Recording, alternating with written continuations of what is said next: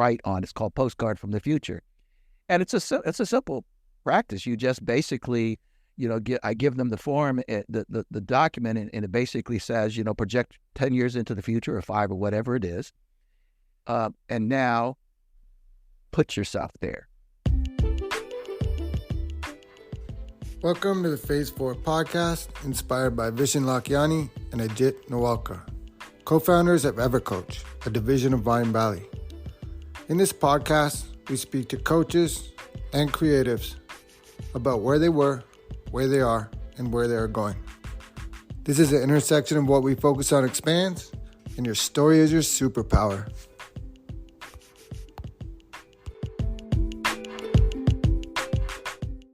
My guest today is Kevin McNulty. He's the founder of Humadyn Life Skills. He's a speaker, coach, author, and a U.S. Air Force veteran.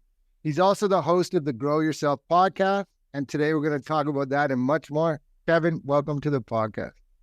Thank you, my friend. I appreciate it so much, you allowing me to be a part of it.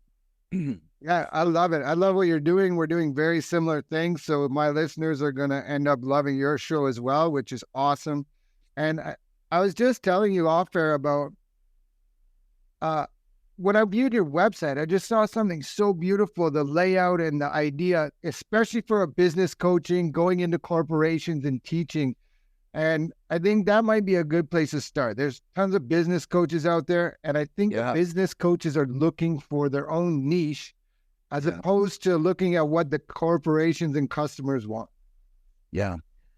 Very well said, and I'll be honest with you, after I got out of the Air Force, that was a point of contention for many years about whether I should, stay broad or go drill into a niche. And many mentors and advisors and friends were saying, no, you got a niche, which I get it. I mean, there's an important concept behind that, and there are times that I say, yeah, I kind of wish I would have niched, but here's the deal. So if you niche, you get up running faster, I would say, from the standpoint that you can just focus on that one area and grow faster, become an expert, go deep with it. And but you have to know that niche is going to bring in revenue, and and to your point, that it meets the needs of the prospects of the people out there. And I resisted because I'm just not a niche kind of guy. I'm always looking at different opportunities. And plus, when I started, I already had a broad base of knowledge, skills, and ability, because in the Air Force, a fair amount of that career was in human relations education. I did some other work with like the Covey Leadership Center at the time. And so when I got out after 20 years in the Air Force, I really had a deep well already.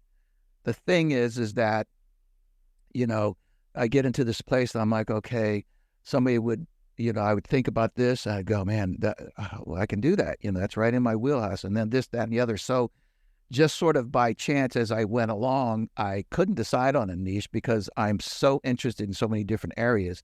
I've always been kind of known to be, broad and deep. And so I just decided to stay broad. And now it took me longer to get up and running, but now at the spot that I'm in, I can go and serve a company in many, many ways, be it soft skills or even, some strategic planning and business type coaching. I do more focus into the soft skills, but that's also pretty broad, as you well know. Very good. I love it. What do you mean by soft skills? And so also there's things like emotional intelligence that in the workplace, like we have to have respect and conflict management, these kind of things. Yes. Yes, all of that. So, the best way to say it is that you have your technical skills. So let's just say you're an engineer and you're an incredible engineer. And then one day they come up to you and say, listen, we need you to manage a group of people. And so you, as an engineer, you're going, I don't even like to be around people, let alone manage them, And so, so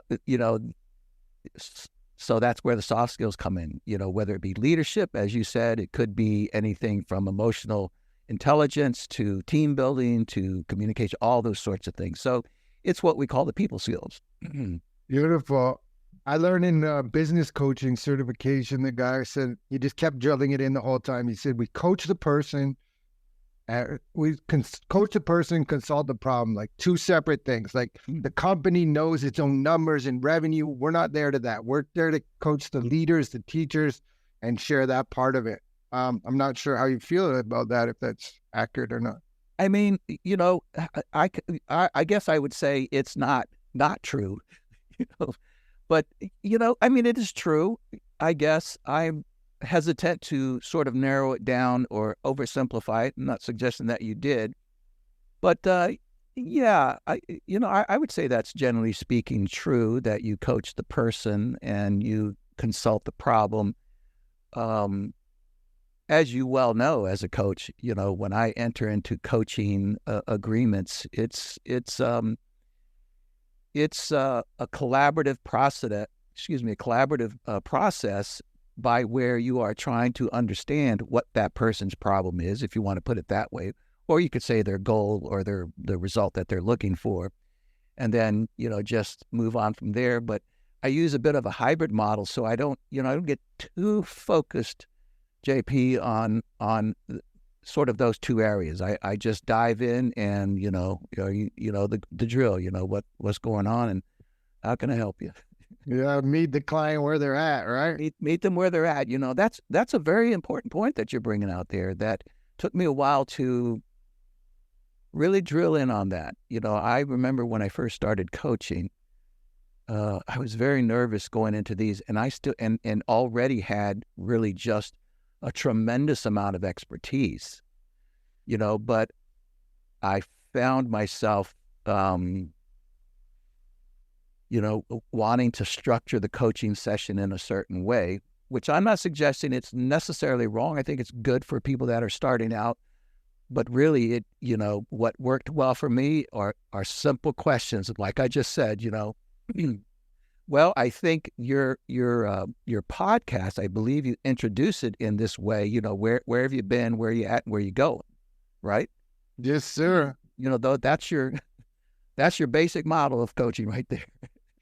Yeah, it's true. And the dream part, where you're going, where do you want to go, is the part for me. It's like, I see people that it's like they've never been asked this question, what do you want if you could have anything? And they're just like, they don't know because they've never thought about it. And that to me is a little sad. Yeah, dude. I mean, if you say to a 40-year-old or even a 50-year-old, so what's your vision in life? They're like, oh my gosh, what a question.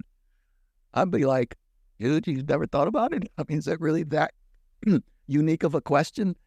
And but it happens, some people just move along in life and they don't think about anything, if you will, with their imagination, you see. And so, and of course, future, if you want to say future casting, that's about being imaginative. And by the way, to that point, I've learned how to, first of all, this is not breaking news, but I've learned that, people have just these different inherent qualities and disqualities. In other words, there are people out there who really can't visualize. I mean, just generally speaking, you say, where are you going? And boy, they just, well, I'm not going to say I've never thought about it, but I have no clue. I don't know what's happening in the future.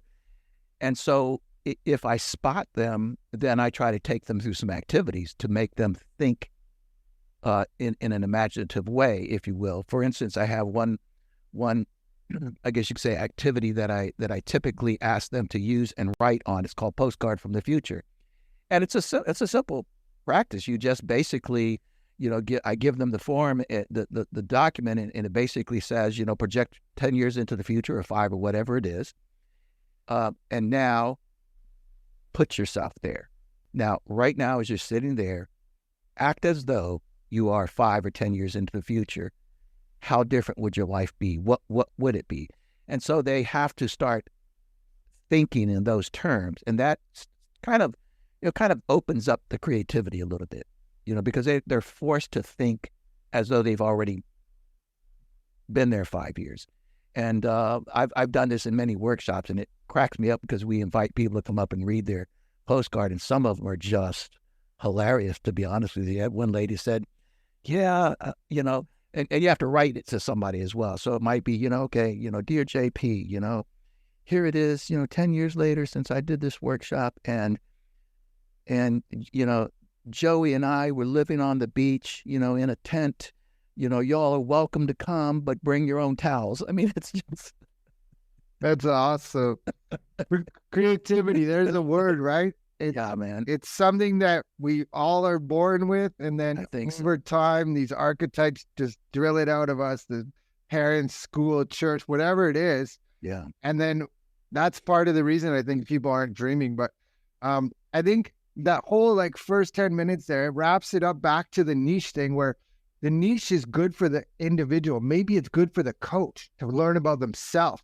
But then you can go out, because at the end of the day, what are we trying to do? We're trying to help people. Okay, what do you want? What's your problem? It doesn't matter what kind of person that is. The goal is the same. No, you're exactly right about that. 100%, man. So usually I do start with, tell us a bit more about yourself and how we ended up here. You kind of covered that. And then I skipped over. I don't want to forget. Thank you for your service. 20 years as a U.S. Air Force vet. Oh, thank you very much. It was... you'll hear veterans say this, whether it's, wherever you're at. I've served with some Canadians before, by the way. And, it's a funny thing, not that you asked for this long answer, but it's a funny thing about serving in the military. And obviously I can only speak to the U.S. military. So, people join the military for a lot of reasons. Sometimes it's because, like when 9/11 went off, there were so many people that rushed to the recruiting station because they wanted to go fight. They fight for the country, or fight the enemy, or, kill whoever came over here, whatever that was. So they had that motive. In fact, there was a great football player. Can't think of the last name. Tiller. I think he played for Arizona, if I'm not mistaken. Yeah, Jacksonville, right? I know the guy. Well, he went in and he became, I think he went into the Army, and he was killed overseas, but he was right in the middle of his career, just started it, I think, was very talented, very, had an incredible career, started in the National Football League, and then he joined as soon as this went off, he went into the military, and then ended up getting killed in, I think it was Afghanistan, in any event. So people go in for a lot of different reasons, sometimes for the education. Sometimes, like I did, you're just wandering around, floundering your life and have no idea which way you're going. And so there's all sorts of things. But once you get into the military and start to interact inside that culture, you start to realize, people could say that you get indoctrinated. I don't care what you say, but I say that you start to more feel the weight of what you're doing. So regardless, if I went in to get a college education because they offered free education if I do 4 years in the military, that might be what I start off with. But at some given point, you start to realize, yeah, this is bigger than me. It's much bigger than me. And so you do 20 years, you come out with a different attitude, and to close this off, that when people say thank you for your service, I say, it's a privilege, it was an honor, and it really is, because you realize what you're doing, in the military, and so there you have it. Yeah, it's beautiful. It's Pat Tillman, the Arizona Cardinals. That was his name. Thank you, Tillman. Yeah. Have you ever heard a speech by Admiral McCraven, a commencement speech at Texas Austin? Wow. Yeah, pretty amazing. Yeah. And he breaks down some pretty simple premises, you can sometimes think that making your bed is an oversimplification, but guess what? When we joined the military, that's what we had to do. By the way, I grew up in a military family as well. So my dad was in the Army for like 26 years, God rest his soul. And he was a Green Beret as well. So he was hardcore. He was tough, man. When we got up in the morning, 5 or whatever it was, as kids, we had a certain way we had to make it military style, tuck it in. And he'd come and, flip a quarter on it, and if it bounced too much, it means it wasn't tight enough or something like that, whatever that was. But it was still the same idea that he was teaching us. It's not so much make your bed. It's like, that's a constant philosophy in your mind. Always make your bed. Do the right thing. Be prepared. I mean, just whatever it is. So many different lessons that can come out of it. Yeah, but that was a great speech, icon of a speech. Yeah, McCraven. Yeah, like the bed thing. If you can't do the little things, then how are you going to do the big thing? That's right. And this installation of habits, of little habits. Who was it that wrote Atomic Habits? Oh, James Clear. Yeah. Yeah, man. Such a good book. Great book. Speaking of books, I'm looking at a book over your shoulder, and it says The Gap of Two Worlds. And before we get into that, my watch face has a quote about the gap. And it's a Viktor Frankl quote, and it says, between stimulus and response, there is a space. In that space, we have the power to choose our response. In our response lies our growth and our freedom. And it's so good. It's a beautiful quote. I've read Man's Search for Meaning many times over because it's really probably, in my top 3 books, It's so powerful because, talking about your attitude. Yeah, this one, The Gap Between Two Worlds, it's really about, and I'll let everybody see it so you can see the subtitle as well. It's turning difficult life transitions into personal growth experiences. So this is obviously, and what this is depicting right down here at the bottom is a person transitioning from this world that's relatively dark to this world, which is relatively light. All that's really signifying is a couple of things. One, that it's about change and transition in any aspect of your life. I wrote this based on my retiring, if you will, from the military, from the Air Force. And it was, now remember, I said I grew up as a military brat as well. So I essentially, by the time I got out of the Air Force, I had pretty much 40 years of military experience, In fact, I tell people that I felt more in the military growing up than when I actually went into the military. That's how tough my dad was, But so I get out after, 39, 40 years altogether. And man, it was like packing your stuff up and just moving to China and going and looking around and saying, I don't recognize any of this. I can't read the language. I don't understand the culture. And now what do I do with it all? And where am I going? And all these sorts of things. It was just that. And so I ended up in a really seriously bad state of mind, lots of depression and anxiety. I mean, it was really ugly. And one day, my wife, she just started kind of studying up on depression and anxiety. And she kind of just looked at some of the best practices. And she said one day, Kevin, and I mean, I was really in bad shape. She said, Kevin, why don't you go out, take your laptop, go to a coffee shop and just kind of spill into your laptop what's going on in your head. That's it. Just do that. And so with some resistance, I did it.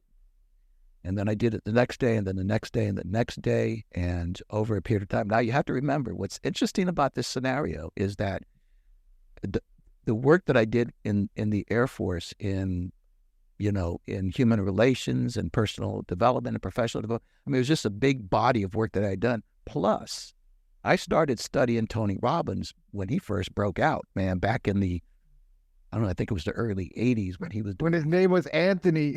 Anthony, that's right. He was doing these crazy infomercials, man. I would be up at 3 a.m. watching this dude. And so, and he turned me on to personal growth. This is the guy that started.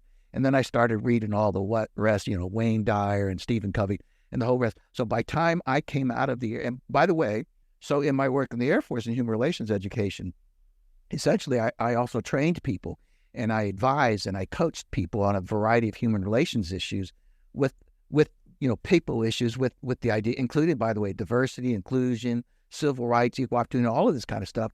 And my job was this, that if you're a commander in the Air Force and you run a squadron of fighter jets, with pilots and aircraft mechanics and crews and all these kinds of things, the last thing you need are people problems, because you want them to fight and win wars, and you want them to be focused on that. So that was my job, was to interact on those sorts of things.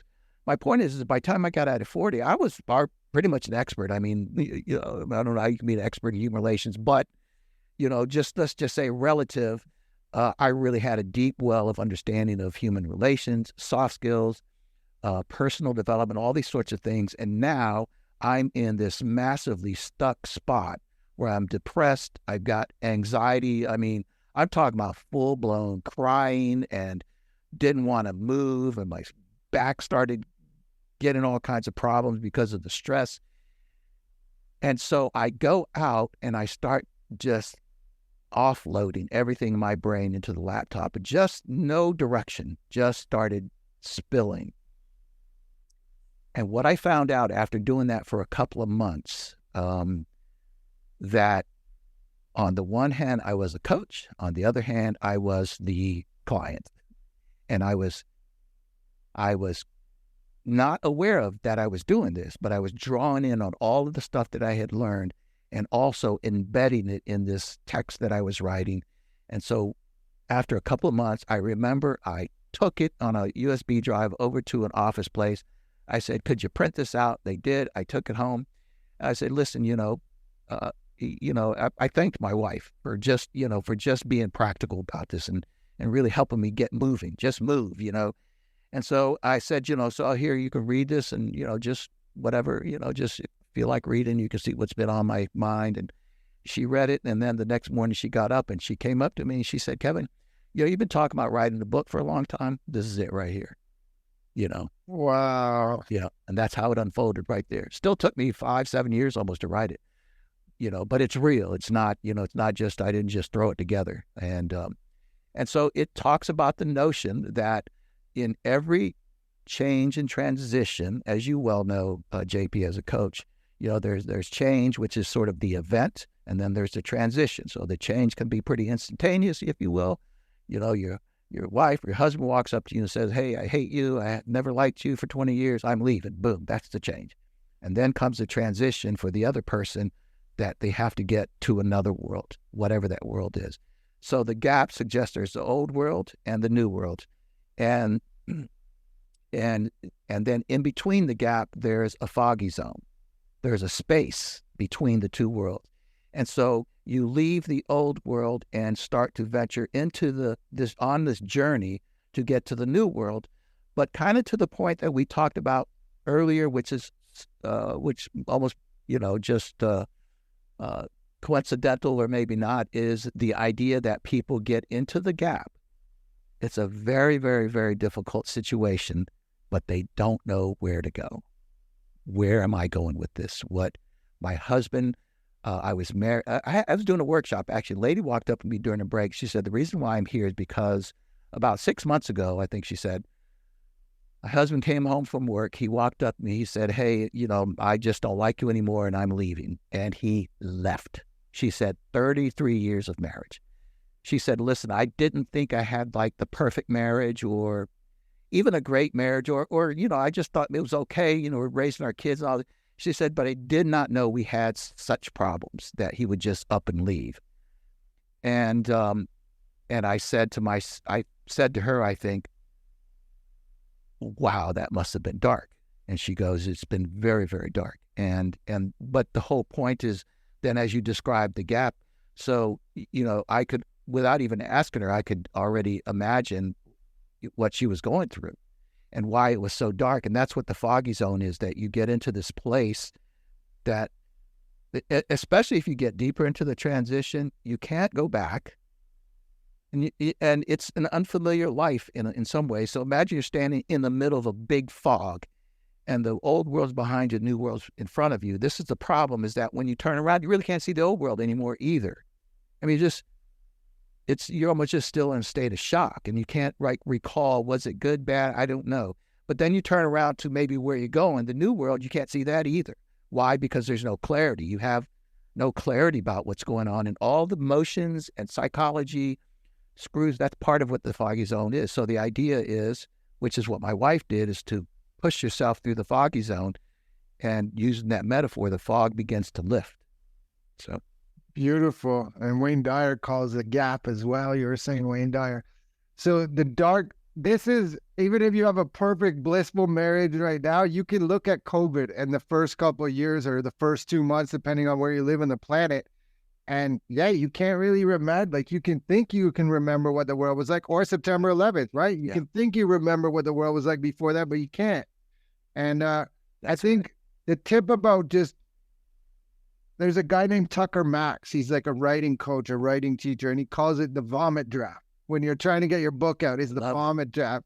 And this is the same idea, a little bit what you're saying, but what you're doing there, it's such a form of therapy, healing, everything. But for me, when I'm telling people to journal and write out their thoughts, it's because they get tangled up in your head and you don't know what's true, what's yours, what's not. So by throwing it out and just getting rid of it and dumping it out, you can now see it on paper and be like, man, I don't even believe that. That was 20 years ago, right? Wow. That's brilliant. Yes. No, you're exactly right about that. There was a guy who wrote a book. Oh gosh, I can't remember his name. It's right at the tip of my tongue, but it had to do with getting results and productivity and some of these other things. And he basically used the analogy that many have used, that your brain is essentially like a hard drive. And that, when a hard drive gets overloaded, what happens? Well, it slows down and eventually could crash. And so in that sense, the brain works the same way. And what he suggested is that one of the ways to cure this is to, in fact, download all that information away from the hard drive. And that's what you're saying. Write it down, and suddenly you're right. You look at it and you go, wow. But what happens is it frees up, because he also went on to say that he said, just about everything that is unresolved is still in your head. So you may not remember that you were supposed to go get milk at the grocery store yesterday, and you didn't get it, so you didn't resolve it yet, but it becomes part of that turn. And so you put too much in there and you just can't sort through it, like you just said. That's a great idea. Yeah. So purge, folks, purge. And clear up the bandwidth, right? Clear up the bandwidth, yeah. And then another part of your story that I find interesting that I don't know, I want to highlight it because it might be something I've never noticed and other people might not. We just automatically think soldiers come back. Those two different worlds is because of war. But what you're saying is part of it is because coming back to a new world that the world's changed since then. Yeah. And I'll be honest with you, I think it's a little more complicated than that, in my opinion. So first of all, you have to think how people went into war. So if they were already to some degree a disturbed mind when they went to war, and when I say that, I'm not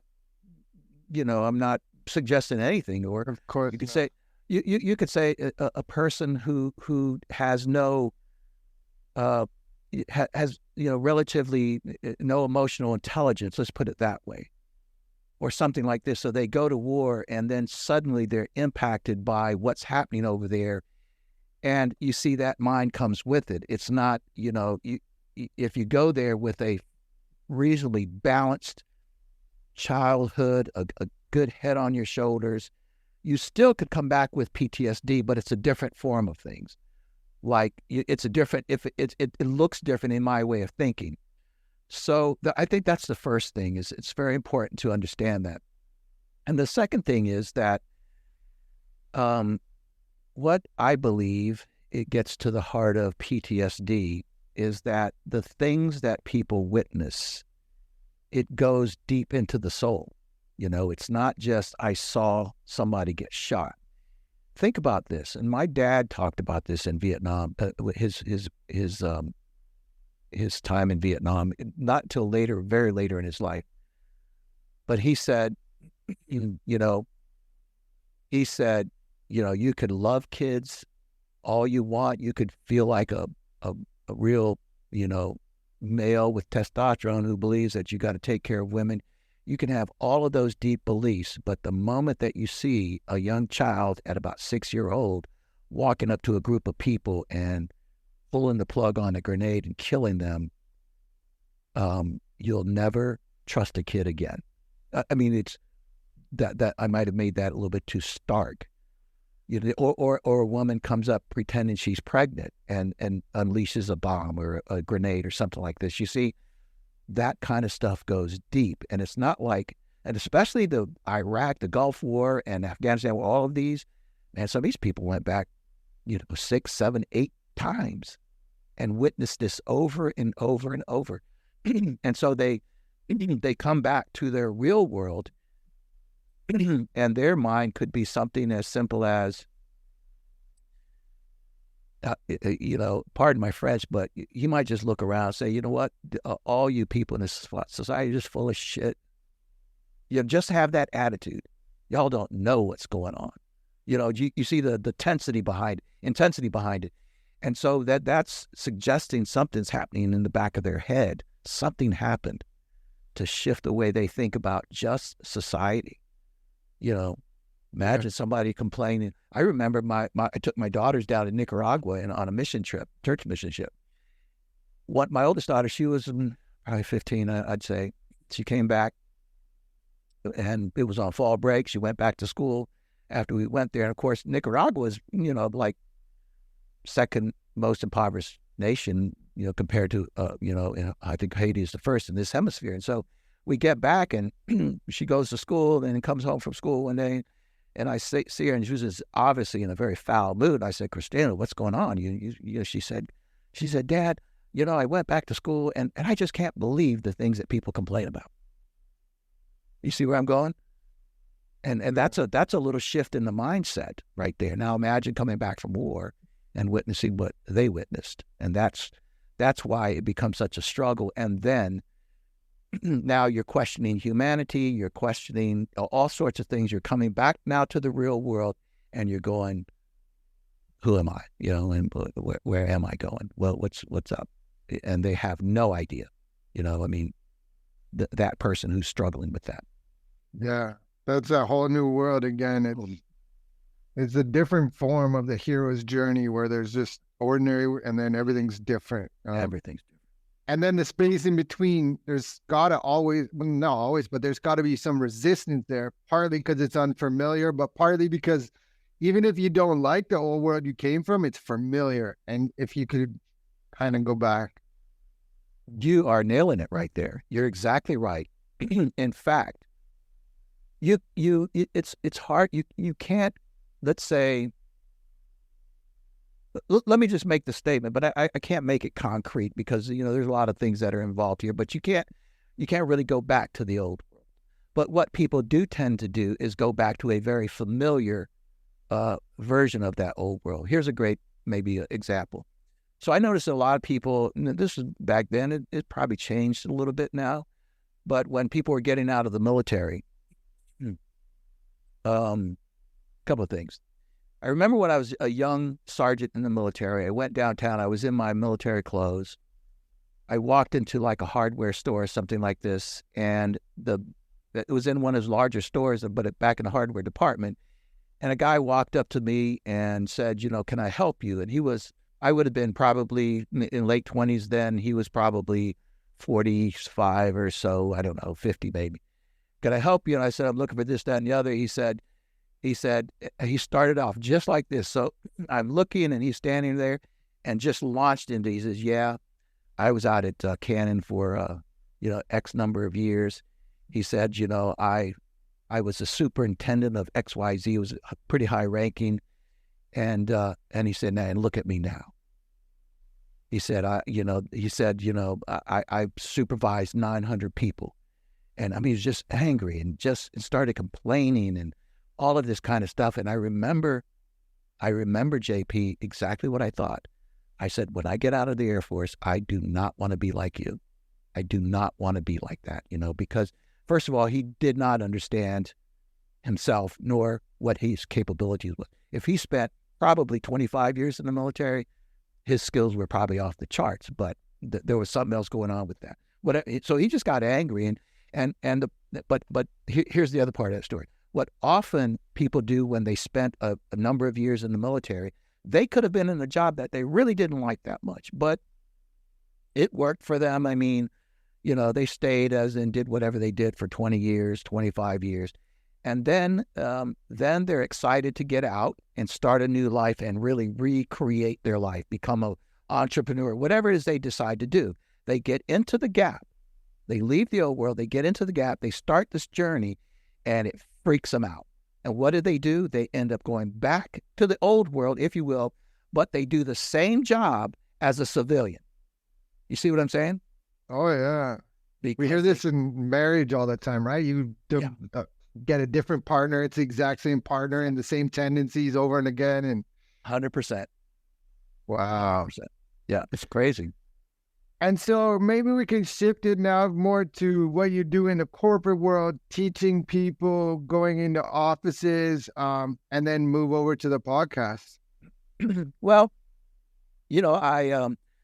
I've been working, I guess you could say, in the business world for some time. I've worked with some corporations. I've worked with the federal government. I've worked with family businesses. So I really haven't sort of streamed into, as a matter of fact, my preference is really with smaller companies, smaller businesses who are in, let's just say, in dire need of some kind of a support, a coach, a consultant, an advisor that can help them with their people issues. It's just that if I'm doing business to business, that's my sweet spot, because they're hungry. These are people that don't have the resources necessarily to have a full-blown HR department. And oftentimes they might have an HR department, but not a single person inside that HR department really has any sort of a qualifications to do, training and development. And they might do it, but it maybe comes from a script. Whereas I have such a deep well, and I'm not boasting. I've just been doing this for 30 some years now. I can walk into an organization and take them just as they are and start to pull it apart. Well, oftentimes in large corporations or large organizations, if you will, I mean, intentionally or unintentionally, they're often just checking a box. We got some conflict going on, so let's call in somebody, do some training. I go do the training, and everybody goes, "Oh my, that's amazing." And then, well, I've learned now to ask, okay, so what you going to do with it, though? Or are you just going to show up tomorrow and forget that this even happened? Which is my attitude about it. And so, but with smaller businesses, they don't. And when I say smaller business, it could still be 1,000 people or so. But the point is that they don't have the luxury of not paying attention to it because, money is what it is. They don't. You just can't throw it around and get things done. So then it becomes this great collaboration because they look at me as an expert in people skills. I look at them as an expert in building a business or running an organization or whatever the case might be, and then we collaborate to make it better. And that's where the sweet spot is. So I work with a lot of different things. I do a fair amount. I'm actually a trained and certified mediator as well. So I do some mediation, not a lot, a couple of times a month just to keep my chops up, if you will. But what I do mostly is coaching and speaking and training in the area of soft skills, people skills, and personal growth. That's the area that and it's a pretty broad area, but that's where I like to stay. Yeah, I love it. That's where I'm all in about the same idea. I love the speaking. I love when you can see someone's face, just kind of, they look up and you see it click, and it's just like, nice. You're 100% correct, man. I think that many speakers, certainly you and I, it's kind of what we're looking for. It's like, you just see it resonating, and it's a beautiful thing. Yes, sir. I ask everyone this. We'll move to the podcast after, but this is the Phase 4 podcast, and Phase 4 in the 6-phase meditation is all about creating your future 3 years from today. So where's Kevin McNulty 3 years from today? Yeah, it will probably look a fair amount different. Like, for instance, I hope none of my clients are listening to me, but I will probably move away from the business world, from doing business to business. What what I would really, I'm doing it now, but where I really want to focus in on is small group coaching virtually, and of course speaking, and then what we call, and you're familiar with this term, masterminding, bringing together people and helping them, I guess you could say, peer coach and help each other think through their problems. So if I'm dealing with businesses in any form, it will be that. And so this then, 3 years from now, as a matter of fact, 2025, I'm going to be started in on this journey. You might be in one of my coaching groups and look behind me and say, what's that behind you? That's the Swiss Alps right there. And then the next month, you might see me in Italy somewhere. So the idea is that Kevin's going to be coaching small groups virtually with my wife and I living different places around the world, we hope. That's an awesome dream. I love it. And again, that's it. You projected out in the future. You didn't have to write a letter to anyone, but nope. Now your brain knows where to go. We're going to the Swiss Alps. 100%. You got it. And maybe can we shift over to your podcast and we'll talk a little bit about your podcast. It's called Grow Yourself Podcast. What a great name. Yes, and the tagline is your personal development school of growth. And so it really just tries to meet that. The idea that, first of all, I do believe, as I'm sure many coaches do, in incremental growth. I believe in, just try to grow a little bit every day, be curious and so forth. And so the podcast explores these things that just help us grow as people or as professionals or even in the spiritual world. Now, again, I follow the Christian tradition, so I don't really, get too deep into like Hindu or any of that sort of thing. I'm usually more into the Christian tradition, but nonetheless, that's a battle for many as well, to grow into that, maybe harder than the rest, quite frankly. Yeah, it is for me. I'll put it that way. The more I study on all the different religions, it's all the same. Like they're saying the exact same thing. There's something guiding movement, and we can have a say in that depending on our thoughts. There's a book from way back, John Milton, Paradise Lost, and it says the mind in itself can make a heaven of hell or a hell of heaven. And it's just by thinking. Yeah. Well, I mean, I certainly agree with that premise, that you can create your heaven or hell for the most part. You can even create a heaven in hell. I'm talking about on this earth from the standpoint that, right. We went down to, when I told you about Nicaragua, we went down there as a group, again, in the Christian tradition. And my mindset, the first time I went there was, I'm going to go down, humbly, I would say it, but my goal was go down there and help these people. Well, little did I know, I came back the changed person. They helped me. You see, wow. They were the teachers, not me. And you go down there and see this poverty, and it's mind-blowing. And to see these people with the good spirit that they have, laughing, and all these, you think, okay, so they've made heaven and hell because they've, whatever it is, they're choosing to be happy. Right. Just like Franco in that book. That's right. It always amazes me anytime I go to a really poor place. I've never been to like Nicaragua, but I'm seeing Cuba and things like this, and the people have nothing, right? And they're still happy. Yeah. I went to a guy's house in Cuba, and there's no mattress. He had about 500 bungee cords strung together, and it made a bed. That's crazy. Yeah, your dad would have bounced a quarter right off the bed. Yeah, no, but that's a good point that you're bringing up, JP. It really is, because in my way of thinking, one of the things, and I'll just speak about my country, one of the things that's affecting our country and that's hurting us is the notion that we're just not a hungry people anymore. I mean, you can be poor in this country, and you go down to Nicaragua, and you kind of think that you're on the highfalutin side, you see. And so we have become, so spoiled as a nation, as a people, that we would never conceive of putting bungee cords together to make a bed. We would just, we'd go on Facebook and find it, or ask or whatever it is. It's just readily available.